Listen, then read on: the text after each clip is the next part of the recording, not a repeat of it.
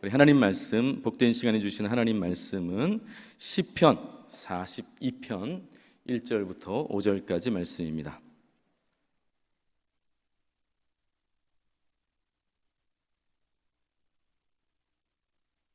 시편 42편 1절부터 5절까지 교독으로 봉독하도록 하시겠습니다. 하나님이여, 사슴이 시냇물을 찾기에 갈급함같이 내 영혼이 주를 찾기에 갈급하나이다. 내 영혼이 하나님 곧 살아계시는 하나님을 갈망하나니 내가 어느 때에 나아가서 하나님의 얼굴을 배울까? 사람들이 종일 내게 하는 말이 네 하나님이 어디 있느뇨 하오니 내 눈물이 주야로 내 음식이 되었도다. 내가 전에 성의를 지키는 무리와 동행하여 기쁨과 감사의 소리를 내며 그들을 하나님의 집으로 인도하였더니 이제 이 일을 기억하고 내 마음이 상하는도다. 함께 읽겠습니다. 내 영혼아, 내가 어찌하여 낙심하며 어찌하여 내 속에서 불안해하는가? 너는 하나님께 소망을 두라. 그가 나타나 도우심으로 말미암아 내가 여전히 찬송하리로다. 아멘. 아멘. 이런 말을 들어보셨죠? 매일 맑은 날만 계속된다고 하면 그 세상은 사막이 되었을 것이다. 그럼 어디선가 들어본 글귀 아닙니까? 그럼 항상 해만 비치고 날씨가 항상 좋으면 우리 좋을 것 같지만 그게 이제 사막이 되는 상황이 될 수밖에 없다는 거예요. 여러분, 인생도 마찬가지라는 생각이 듭니다. 인생에 찾아오는 비와 폭우가 우리를 불편하게 하는 건 사실이지만 오히려 그것들 때문에 우리의 인생이 더 풍요롭고 아름답고 의미 있게 될 수 있다라는 것입니다. 여러분, 그렇기 때문에 성도는요, 이 영혼의 겨울을 잘 보내야 된다는 거예요. 비록 힘들고 어려움이 찾아올지라도 잘 버티고 잘 견디면 반드시 꽃피는 봄을 맞이할 수 있다. 이것이 성도의 인생인 줄 믿으시기 바랍니다. 잘 견디는 힘이 필요해요. 그래서 오늘 이 저녁에 이 영혼의 겨울과 같은 영적 침체, 우리가 신앙생활 하다 보면 가끔씩 낭망이 찾아오기도 하고 또 고통이 찾아오기도 하고 무기력증이 찾아오기도 하는데 이 다윗의 표현대로 이 사망의 음침한 골짜기가 우리의 인생길 가운데 찾아왔을 때 주의 성도들이 어떻게 잘 지나가면 좋을지 말씀으로 좀 은혜를 나눴으면 좋겠습니다. 여러분, 인생의 영적 침체가 찾아올 때 반드시 잊지 말아야 될 첫 번째 사실이 있어요. 그것은 뭐냐면 믿음의 사람에게 나타난다는 것입니다. 믿음의 사람에게 영적인 침체가 나타난다라고 하는 것입니다. 여러분, 42편 5절 전반부만 같이 한번 보면 내 영혼아, 내가 어찌하여 낙심하며 어찌하여 내 속에서 불안해하는가 라고 말하고 있죠. 지금 영적인 갈등이 찾아온 거예요. 침체가 있는 것이죠. 낭망이 있고 불안해 있다라는 것입니다. 그런데 이 시를 고백하고 있는 사람이 누구겠어요? 영적인 침체를 경험하고 불안하다라고 고백하고 있는 사람이요, 하나님의 사람이라는 것입니다. 이 시를 하나님의 사람이 썼지 않겠어요? 여러분, 저자가 분명하지 않아요. 그러나 충분히 예상할 수 있는 것은 오늘 성경에 보시면 42편은 표제가 이렇게 기록되어 있어요. 고라 자손의 맞쓰길이라고 되어 있습니다. 맞쓰길이라고 하는 표현은 교훈이라고 하는 의미가 있대요. 그러니까 고라 자손, 다윗 시대의 성전을 섬기면서 하나님을 찬양하는 그 성가대로 봉사했던 레위 자손이 고라 자손인데 아마 이 시편의 주인공이 이런 사람이었을 거라는 거예요. 고라 자손처럼, 아니 고라 자손이 하나님을 정말 열심히 최선을 다해서 찬양하고 하나님께 영광 돌렸던 그런 사람일 거라는 것입니다. 여러분, 다윗이어도 상관없어요. 이 시편의 저자가 다윗이어도 상관없어요.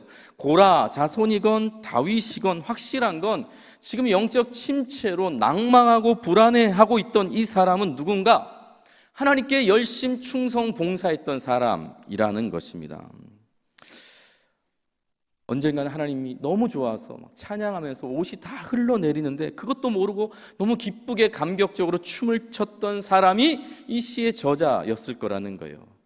매 안식일마다 정말 아침부터 저녁까지 하나님 찬양하는 것이 너무 기쁘고 행복해서 연습하고 또 고백하고 찬양하고 정말 은혜에 충만했던 경험을 했던 사람이 이 시의 저자였을 거라는 거예요. 그런데 그 사람이 지금 영적인 갈등, 무기력, 침체, 낭망에 빠져 있다라고 하는 것입니다. 여러분, 영적인 침체라고 하는 것은 하나님의 사람에게 찾아올 수 있다라고 하는 것이죠. 여러분, 생각해 보세요. 우리가 그 하나님 마음에 합한 사람이라고 여겼던 그 다윗도요, 밧세바를 범한 다음에 예배 기쁨을 잃어버리는 그 영적 침체를 경험하기도 했고요. 여러분, 850대 1로 승리했던 그 영적인 승리를 했던 엘리야도 뜻대로 되지 않는 현실 앞에 무너져서 로뎀나무 앞에서 죽여달라고 기도했던 사람이잖아요. 여러분, 신약의 그 열정의 사람 바울도 하나님께 기도합니다. 오호라, 나는 곤고한 사람이로다. 이 사망의 몸에서 누가 나를 좀 건져주소서 기도했던 사람. 여러분, 영적으로 정말 충만했던 사람들이 영적인 침체에도 빠지더라는 거예요. 내 안에서 거룩을 구현해낼 수 없음을 깨달은 자가 이 영적인 침체에도 빠진다라고 하는 것을 기억하시기 바랍니다. 여러분, 그 설교의 황제라고 불리는 그 찰스 스펄전 목사님이라고 하는 분이 계세요. 여러분, 이 목사님이 통풍이라고 하는 질병을 가지고 있었다고 합니다. 혹시 통풍 가지고 계신 분 계세요? 통풍? 바람이 잘 통한다 이런 얘기가 아닌 거 아시죠? 이 병을 부르는 별명이잖아요. 여러분, 통풍의 그 원인은 요산 때문이라고 해요. 그 요산이라고 하는 결정 덩어리가 이 몸에, 특히 심장에 너무 안 좋대요. 심장에 너무 치명적이기 때문에 이 심장이 이 요산으로부터 그 자기를 보호하기 위해서 이 요산을 계속 밀어낸다고 해요. 어디까지 밀어낸다고요? 발끝에까지 밀어낸대요. 발끝까지. 근데 문제는 뭐예요? 발끝, 그 발가락 관절에 이 요산이 쌓이면서, 이 요산이 결정 덩어리가 쌓이면서 이 유발하는 병이 통풍이라고 합니다. 왜 통풍이겠어요?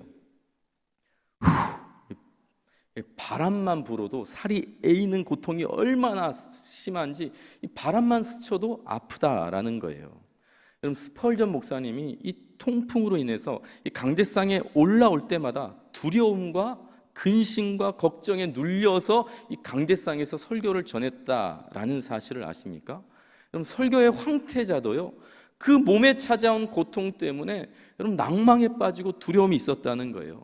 여러분, 그 목사님이 쉬면서 성도들에게 보낸 편지에 이런 내용이 있다고 합니다. 나는 완전히 부서진 질그릇처럼 느껴집니다.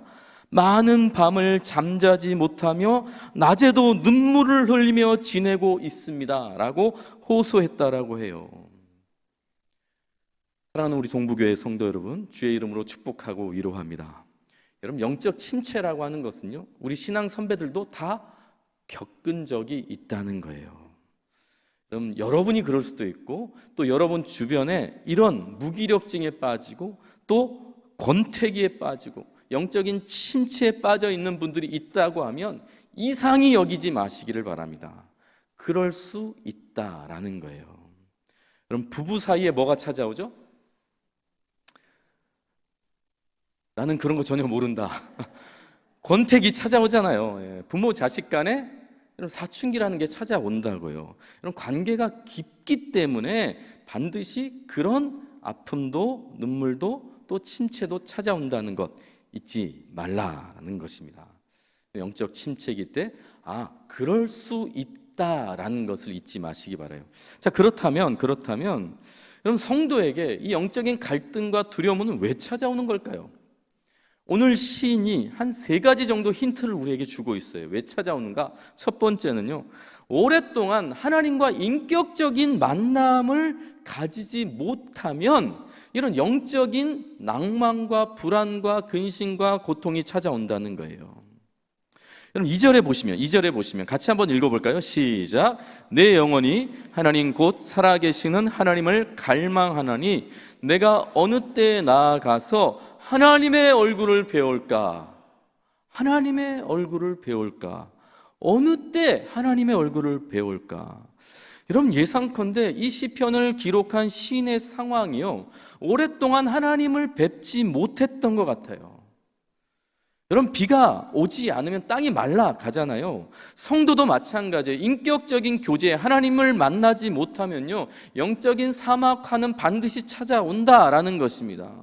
여러분, 시인은 지금 도저히 예배 드릴 수 없는 상황 가운데 있었던 것 같아요. 내가 어느 때에 하나님의 얼굴을 배울까? 내가 어느 때에 하나님의 얼굴을 배울까? 어디 먼 이방 땅에 잡혀가 있는지도 모르겠어요. 아니면 누군가를 피해서 지금 도망치는 인생을 살고 있는지도 모르겠어요. 정확히는 모르지만 하나님께 나아갈 수 없는 어떤 현실적인 문제와 장애를 겪고 있는 거예요. 그런 상황 때문에 두려움이 찾아왔고 침체가 찾아왔다라고 하는 것입니다. 여러분, 몸이 멀어지면 뭐도 멀어지죠? 마음도 멀어지잖아요. 하루 이틀이야 뭐 참을 수 있고 견딜 수 있지만 일주일, 한 달, 이게 길어지면 길어질수록 시간 앞에 장사가 없다고요. 오랜 시간이 흐르면 관계도 무너지게 되어 있어요. 우리나라에 한창 그 이슈가 됐던 기러기 아빠들 이야기들 여러분 잘 아실 거예요. 안타깝게도 많은 그 기러기 아빠들이 목숨을 끊는 일들이 있었는데, 생각해 보세요. 자식 잘 되라고 아내와 함께 유학을 보내놨는데 정말 그 피땀을 흘려서 서포트를 하잖아요. 그거 당연한 거잖아요. 그런데 한 달, 두 달, 1년 지나면서 아버지의 마음도 무너지는 거예요. 자식 잘 되라고 보냈지만 이 공허한 마음이 무엇으로 채워지겠어요? 전화 몇 통으로 그거 채워지겠습니까? 방학 때 한두 번 보는 걸로 그 마음의 위로가 되겠어요? 그럼 사람은 만나야 돼요. 인터넷 발달되고 뭐 SNS인지 뭐 젊은 사람들이 그거 많이 하지만 여러분, 분명한 건 만나야 된다는 거예요. 오랫동안 영상 예배 드려보셨잖아요. 어떠셨어요? 화면 보고 예배 드리니까 와 편하다. 한두 주는 그렇게 보내셨을 수 있지만 여러분, 그 계속 지속되니까 어떤 마음이 드셨어요? 아니, 좀 마음이 뭔가 모르게 불편하지 않으셨어요? 그럼 예배라고 하는 것은 인격적인 만남이 있어야 돼요. 화면 보고 예배 드릴 수 있죠. 그러나 함께 만나서 함께 예배 드리는 것과는 비교할 수 없는 거예요. 여러분, 만나야 합니다. 만나기를 부탁드립니다. 온 우주를 다스리시고 모든 창조물 되시는, 만나야 된다고 지금 말하신 거예요. 지금 여러분, 온 우주의 창조도 되신 하나님께서 여러분 찾아오시잖아요. 만나시는 거예요. 우리에게 찾아오셔서 만나시는 거예요. 왜? 만나야 알기 때문이에요. 만나야 느끼기 때문이고, 만나야 깨닫고, 만나야 회복된다는 걸 아시기 때문에 찾아오시는 거예요. 여러분, 만남의 부재가 영적인 침체가 온다면, 만나면 회복이 된다는 것, 그것도 믿으시기를 주의 이름으로 축복합니다. 그럼 두 번째, 왜 영적인 갈등과 두려움과 또 침체가 오는가? 두 번째는 잘 들으셔야 돼요. 사람들의 말 때문에. 여러분, 3절을 같이 한번 보겠습니다. 3절 시작. 사람들이 종일 내게 하는 말이 네 하나님이 어디 있느뇨 하오니 내 눈물이 주야로 내 음식이 되었도다. 아주 시적인 표현을 지금 시인이 고백하고 있어요. 뒤쪽에 보시면 눈물이 음식이 되었다라고 기록하고 있죠. 여러분, 눈물이 음식이 되는 경험을 해보신 적 있으세요? 눈물이 음식이 되는 경험. 가끔 그 이슬 먹고 사시는 분들이 있다라는 이야기를 들은 적이 있어요. 여러분, 어떤 이슬 드시고 사세요? 참이슬 생각했죠, 권사님? 새벽 이슬. 새벽 예배 드릴 때 우리에게 찾아오는 그 새벽 이슬. 여러분, 그 이슬 먹고 우리가 자라고 뭐 이런 얘기 우리가 농담처럼 하지만, 눈물이 음식이 된 적 있으세요? 눈물이? 정말 아무것도 입맛이 없고 식욕도 없고 그냥 하염없이 눈물이 흘려져서 그 눈물로 그냥 음식처럼 먹게 된 정말 비참한 상황을 지금 표현하고 있는 거잖아요. 여러분, 42편의 시인이 눈물이 음식이 된다는 것, 정말 지금 가슴 아픈 상황 가운데 그가 있다라고 하는 걸 표현하고 있는 거예요. 그런데 왜 이렇게 되고 있다고요? 왜 이렇게? 사람들이 종일 내게 하는 말이, 3절 다시 보세요. 사람들이 종일 내게 하는 말이 네 하나님이 어디 있느뇨? 사람들이 이렇게 말한다는 거예요. 사람들의 말 때문에, 사람들의 이 말을 들은 시인이 눈물로 음식을 삼고 있다라고 하는 것입니다. 주변 사람들이 아마 이 시인을 향해서 얼마나 비난했겠어요. 네 하나님이 어디 있느냐, 네 꼬라지를 지금 보라는 거예요. 네 예수 믿는다고 하더니 참 잘됐다, 참들됐다. 도대체 네가 믿는 그 하나님이 살아있기는 하는 거냐? 하나님이 살아있는데 네 인생이 그 모양이라고? 여러분, 수많은 사람들이 주변에서 그 말을 하는 거예요. 그러니까 더 가슴이 찢어지고 아픈 것이죠. 사람들의 말 때문에 우리의 영혼이 침체에 빠질 수 있다라고 하는 것입니다. 유명한 말이 있죠. 때리는 시어머니보다 말리는 시누이들이요 더 힘들대요. 하나님께서 우리의 약함을 잘 아시죠. 사탄도 우리가 무엇 때문에 힘든지 잘 알아요. 사람들의 말 때문에 우리의 영혼이 흔들린다는 거 잊지 마시기 바랍니다. 그럼 구약의 사울 왕이 하나님 세운 왕이잖아요. 하나님께서 사울 왕을 세웠잖아요. 그런데 어느 순간 악신이 들어오고 아들 같은 사위 다윗을 막 질투하기 시작해요. 근데 묘하게도 그 시점이 언제부터인지 아세요? 어떤 말을 듣고 나서 사람들이 이렇게 말하잖아요. 다윗이 골리앗 물리치고 나서 사람들이 노래하잖아요. 사울은 천천히요, 다윗은 만만이라. 그럼 놀랍게도 사울이 다윗을 미워하고 질투한 건 다윗이 막 잘생겨서 그런 게 아니에요. 다윗이 실력이 뛰어나고 막 잘하고 하프를 잘 타고 막 전쟁에서 골리앗을 이겨서 그런 게 아니라요, 사람들의 말 때문에 사울 왕이 점점점 피폐해지기 시작하더라는 거예요. 사울은 천천히요, 다윗은 만만이라. 그 말이 뭐라고? 그런데 그 말 때문에 한 나라의 왕이 무너지기 시작하는 거예요. 자기가 왕임에도 불구하고, 자기가 가장 사랑하는 자신의 딸을 그에게 준 이 사위임에도 불구하고, 자기를 위해서 목숨 바쳐 싸운 다윗임에도 불구하고 사람들의 말 때문에 시기가 생기고 질투가 생기니까 미움이 생기기 시작하면서 사탄에게 자신의 인격을 팔아버리는, 인격이 사단의 지배 아래 놓이게 되는 그런 상태까지 돼버리다는 거예요. 사탄이 이걸 이용한다는 것입니다.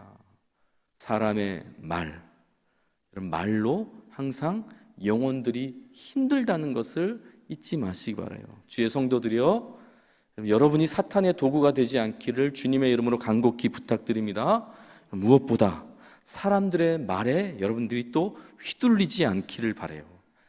사람의 말이 아니라 하나님의 말에, 하나님의 말씀에 순종하는 주의 자녀들 되기를 축복합니다. 여러분, 왜 사울 왕이 사람들의 말에 기울였겠어요? 여러분, 사무엘상 13장부터 읽어보세요. 사람들의 말에 귀를 기울이게 된 것은요, 하나님의 말씀에 귀를 닫기 시작하면서부터 사람들의 말에 귀를 기울이기 시작해요.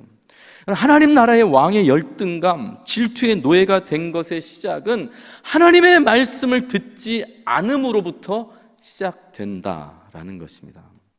그럼 사람들의 말이 다 좋거나 나쁘진 않아요. 그러나 하나님의 말씀보다는 우선되지 않는다라는 사실을 기억하시고, 여러분, 영적인 무게중심을 사람들의 말로 잡지 마시고 하나님의 말씀으로 잡아가시기를 주의 이름으로 간절히 부탁드립니다.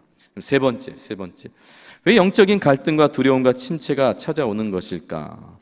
그럼 과거에 어떤 일들, 어떤 사건, 어떤 상황에 매여 있기 때문이에요. 그럼 4절을 같이 한번 보겠습니다. 4절 시작. 내가 전에 성의를 지키는 무리와 동행하여 기쁨과 감사의 소리를 내며 그들을 하나님의 집으로 인도하였더니 이제 이 일을 기억하고 내 마음이 상하는도다. 여러분, 시인의 고백을 가만 보세요. 4절을 가만 보세요.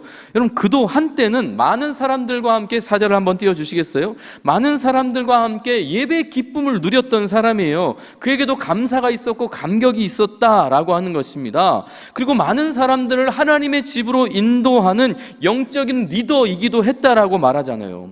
그때 그때 함께 했던 사람들, 그때 여러 가지 했던 사역들, 그때 했던 참 많은 사연들, 그 일들을 생각하면 기분이 좋은 거예요. 꿈을 꾸듯 좋은 거예요. 하지만 문제가 뭡니까? 지금은 그럴 처지가 아닌 거예요. 다 옛날 얘기가 돼버린 거예요. 옛날에 젊었고, 옛날에 이뻤고, 뭐 옛날에 날씬했고, 옛날에 잘생겼고, 옛날에 힘이 있었고, 다 옛날 이야기라는 거예요. 지금은 그렇지 않다라고 하는 것입니다. 그 좋았던 사건들이 다 옛날 이야기라는 거예요. 그러니까 지금 생각해 보니까 마음이 상하는 도다. 그때를 생각하면 기분이 좋은데 지금을 보면 마음이 상하는 거예요. 여러분, 이 시인이 과거의 회한에 빠져 있다는 것을 알 수 있어요. 여러분, 사람들은 오늘을 살아가기 힘들 때에 자신도 모르게 내가 왕년에 요즘 말로는 라떼는 그렇게 살아간다고 해요. 그게 힘이 되면 참 감사하지만 여러분, 객관적으로 비교해봐도 오늘이 훨씬 좋고 나음에도 불구하고 과거에 빠져 사시는 분들이 꽤 많이 있다라는 것입니다. 추억은 좋은 것이고 향수도 나쁜 건 아니지만 매여 있는 건 여러분 나를 상하게 하는 거예요. 그 과거에 매여 있는 건 나를 상하게 하는 것이에요. 여러분, 왕년에 좋았던 적이 있습니까? 정말 좋은 친구가 여러분 있으셨어요? 좋은 공동체, 옛날에는 우리 교회 옛날엔 좋았다, 그때는 참 좋았다, 그때는 참 좋았다, 좋은 추억이 있으십니까? 그건 추억으로 간직하시고 오늘 나와 함께하는 사람, 오늘 내게 주신 사역, 오늘 내게 주신 시간, 오늘 내게 주신 이 공동체를 바라보시고 집중하시고 여러분 잘 지켜가시기를 주의 이름으로 축복합니다. 오늘 내게 주신 이 자리가 지금 하나님께서 내게 주신 자리라는 것을 잊지 마시기 바라요. 오늘도 여전히 나와 함께 하시고 나를 지키신 그 하나님을 바라보는 것이지, 여러분 여전히 과거에 옛날에 라떼는 좋은 추억으로 간직하시고 오늘 그 힘과 능력과 은혜 안에서 여러분 살아가시기를 바랍니다. 그렇다면 영적 침체에 벗어나기 위해서 원인도 중요하지만 대안을 발견해야겠죠. 세 가지 기억하는 것도 우리가 중요하지만 그럼 어떻게 해야 되는가? 해결 방법도 참 중요합니다. 문제를 파악하는 것보다 지금부터, 그러면 이 문제가 있는 건 알겠어요. 그리고 이건 외에도 또 다른 문제들이 내게 있는 건 알겠어요. 그러면 지금 침체에서 벗어나기 위해서 어떻게 해야 되는가? 여러분, 한 가지만 기억했으면 좋겠어요. 한 가지만. 언제나 나와 함께 하신 하나님의 말씀을 나에게 선포하는 것입니다. 여러분, 누구에게 선포하는 거예요? 나에게. 5절을 같이 한번 선포하겠습니다. 시작. 내 영혼아, 내가 어찌하여 낙심하며 어찌하여 내 속에서 불안해하는가? 너는 하나님께 소망을 두라. 그가 나타나 도우심으로 말미암아 내가 여전히 찬송하리로다. 여러분, 내용을 잘 보세요. 지금 자신이 자신에게 설교하고 있는 거예요. 자기가 자기에게 말씀을 선포하고 있는 것입니다. 이게 영적 침체를 잘 지나가는 방법이에요. 여러분, 영국의 마틴 로이드 존스 목사님이라고 하는 분이 계시는데 한 번 정도 들어보셨을 분이에요. 여러분, 이분이 말씀한 책들이 거의 다 책으로 나왔는데, 말씀한 말씀이 그 책으로 거의 나왔는데, 시편 42편을 설교하면서 영적 침체에 대한 처방으로 이렇게 표현했어요. 자기 자신에게 설교하는 법을 배우라. 그럼 설교는 목사님들만 하는 것이 아니라 내가 할 수 있어요. 그리고 목사님들만 내게 말씀하는 것이 아니라 나도 내게 설교할 수 있다는 거예요. 그럼 나도 나에게 설교하는 법을 배우라는 것입니다. 여러분, 이게 영적 침체에서 벗어난 처방전이라는 거예요. 그게 5절 말씀이에요. 내 영혼아, 내가 어찌하여 낙심하며 어찌하여 내 속에서 불안해하는가? 너는 하나님께 두라, 소망을 두라. 그가 나타나 도우심으로 말미암아 내가 여전히 찬송하리로다. 여러분, 4절까지, 여러분 1, 2, 3, 4절까지 여러분 이 시인이 상해 있었어요. 상황이 바뀐 게 하나도 없어요. 하나님을 만날 수 없어서 사람들의 비난과 조롱 때문에 또한 과거에 매여 있어서 그가 영적 침체에 빠졌다고요. 불안해하고 있어요. 낙심하고 절망하고 있었다고요. 그런데 4절과 5절 사이에 바뀐 게 하나도 없는데 갑자기 5절에 기도의 내용이 바뀌어요. 문제가 해결된 게 하나도 없는데 그가 지금 하나님을 만난 것 같지도 않고 그가 과거의 회한에서 회복된 것 같지도 않고 사람들의 비난과 조롱에서부터 어떤 특별한 그 은혜로 벗어난 것 같지도 않은데 그의 상황은 여전히 똑같은 것 같은데 갑자기 5절에 기도의 내용이 바뀌어요. 그러면서 자신을 향해서 선포하기 시작하는 거예요. 내 영혼아, 내 영혼아, 내가 어찌하여, 네가 어찌하여 낙심하고 어찌하여 내 속에서 불안해하는가. 내 영혼을 향해서 지금 선포하고 외치는 거예요. 여러분, 시인이 오랫동안 하나님을 만나지 못했어요. 사람들의 말 때문에 여러분 영적 침체에 빠졌다고요. 과거에 매여서 불안해하고 낙심하고 절망하고 있었다고요. 그런데 기도하는 와중에 그가 깨달은 게 있는 거예요. 하나님께 부르짖으면서 깨달은 게 있는 거예요. 나의 상황과 상관없이 여전히 하나님께서 나와 함께 하신다는 것을 알게 된 거예요. 나는 하나님을 만나지 못한 것 같고 사람들의 말 때문에 나는 영적 침체에 빠진 것 같고 나는 여전히 과거에 매여 있는데 그것과 전혀 상관없이 하나님은 여전히 나의 하나님이셨다는 거예요. 여전히 나와 함께 하고 계시다는 거예요. 여전히 나를 붙들고 있으시며 여전히 나를 지키신다는 것을 깨닫게 됐다는 거예요. 현실이 하나도 바뀌지 않았는데 바뀔 수 있었던 이유는 여전히 나와 함께 하신 하나님을 깨닫게 된 것이죠. 그러자 그가 이렇게 선포하는 거예요. 내 영혼아, 내 영혼아, 왜 낙심하고 불안해하는가? 내 영혼아, 지금 너와 함께하고 있는 너의 하나님께 소망을 두라. 너의 하나님께 소망을 두라. 우리가 오해하는 게 우리가 하나님을 찾아간다고 생각하는 거예요. 내가 하나님을 찾아간다고요. 아니에요. 하나님은 우리에게 찾아오셨음을 믿으시기 바랍니다. 찾아오셔. 여러분 1절에 보면 하나님이여 사슴이 시냇물을 찾기에 갈급함같이 내 영혼이 주를 찾기에 갈급하나이다. 여러분 시인이 지금 하나님을 찾는 거예요. 얼마나 답답했을까, 얼마나 힘들었을까. 목마른 사슴이 시냇물을 찾듯이 온 산 여기저기를 헤매이듯이 타는 목마름을 가지고 갈급함으로 지금 하나님을 찾고 있다라고 말하는 거예요. 하나님 어디 계십니까? 나 한 번만 좀 만나달라고, 나 좀 도와달라고, 나 너무 힘들다고 하나님을 간절히 찾고 또 찾고 있다라고 하는 거예요. 그런데 이 시의 시작은 1절이었는데 결론은 이거예요. 내 영혼아, 내가 어찌하여 낙심하며 어찌하여 내 속에서 불안해하는가? 너는 하나님께 소망을 두라. 그가 나타나 도우심으로 말미암아 내가 여전히 찬송하리로다. 찾고 찾았는데 하나님이 나와 함께 계셨던 거예요. 파랑새를 찾아다녔는데 행복이 여기 있더라. 여러분 하나님께서 나와 함께 하신다는 것을 깨닫게 된 거예요. 여러분 그렇게 영혼의 깊은 겨울을 지내는 중에 메마른 사막 속에서 깨닫게 된 사실이 뭔가 하나님이 이미 나와 함께 하고 계셨다라는 거예요. 사막에서 샘을 찾고 다녔는데 샘이 내 곁에 있다는 걸 깨달은 거죠. 그래서 이렇게 고백하는 거예요. 내가 여전히 찬송하리로다.